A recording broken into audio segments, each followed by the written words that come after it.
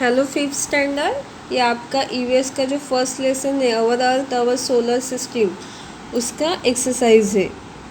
What's the solution, उसमें first question है one of the asteroid has fallen out of it place in the asteroid belt and is hurting toward the sun. Our earth is in its way and there is all likelihood of collision. What can be done to prevent this collision. तो ये question क्या पूछा है, जो asteroid है वो अपनी जगह से अपनी बेल्ट से गिरता है और उसके वे में अर्थ है, तो हमें अर्थ को प्रिवेंट करने के लिए क्या करना चाहिए।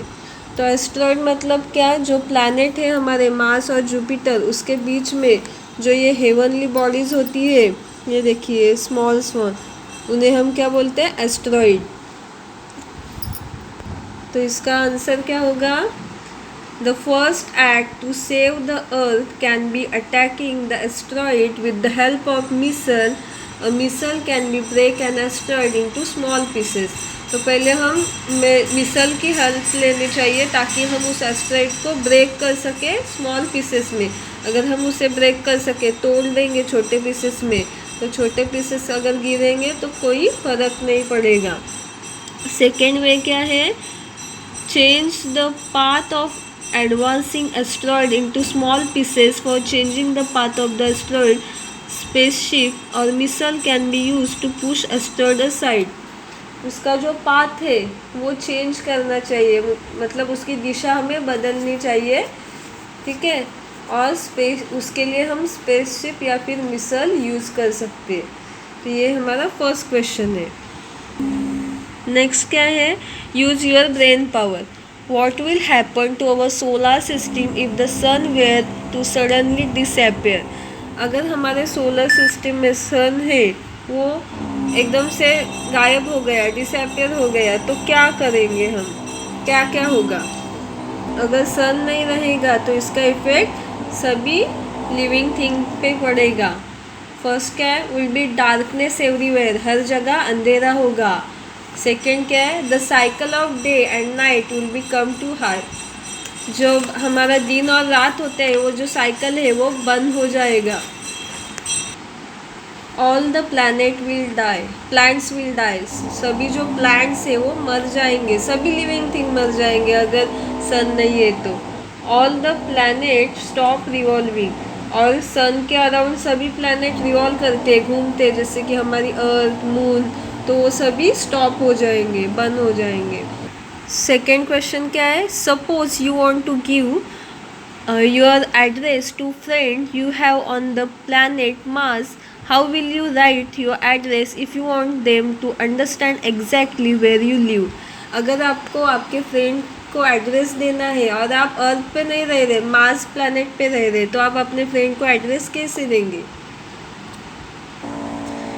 If you want to give your address to a person to visit the planet which is next to your planet and has one satellite moon in its orbit.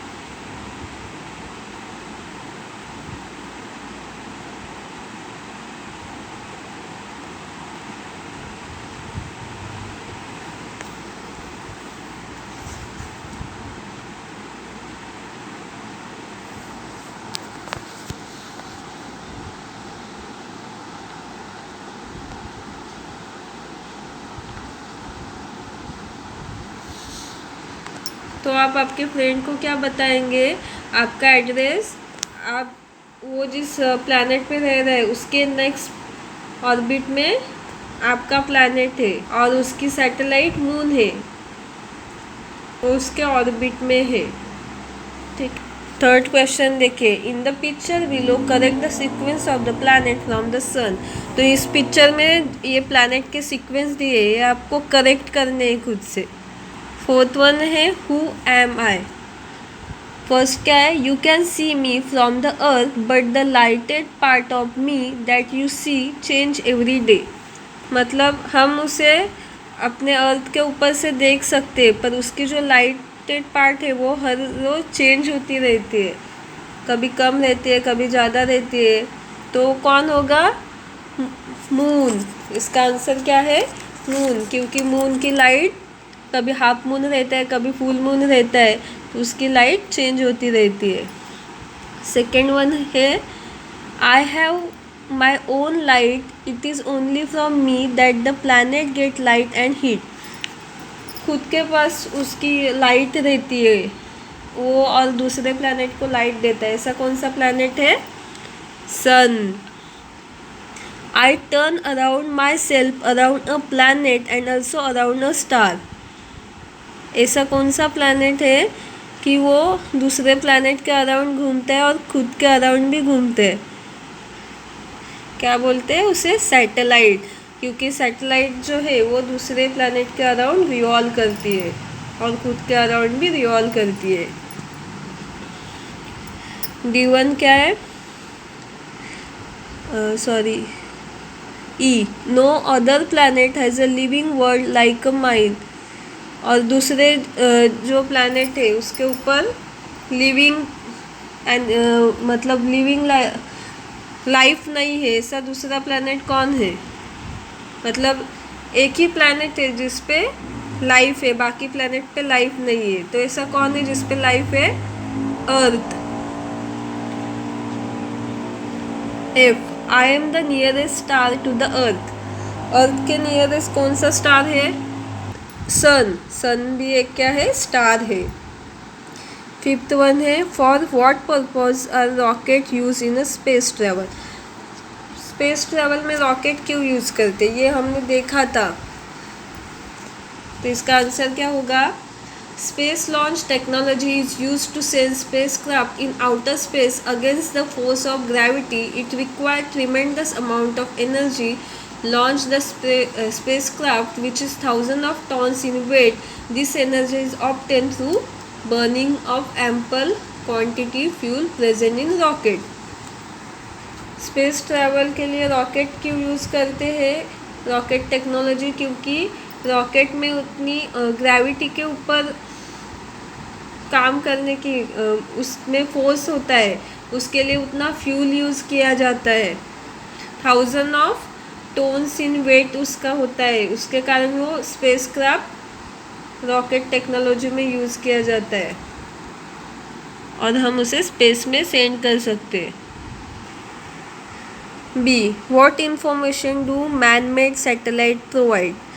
Man made satellite क्या information provide करती है? Man-made satellite provide useful information for agriculture, environment, weather, forecasting, making maps, telecommunication, and searching for water and mineral weather on the earth. इसके लिए हम man-made satellite use करते हैं।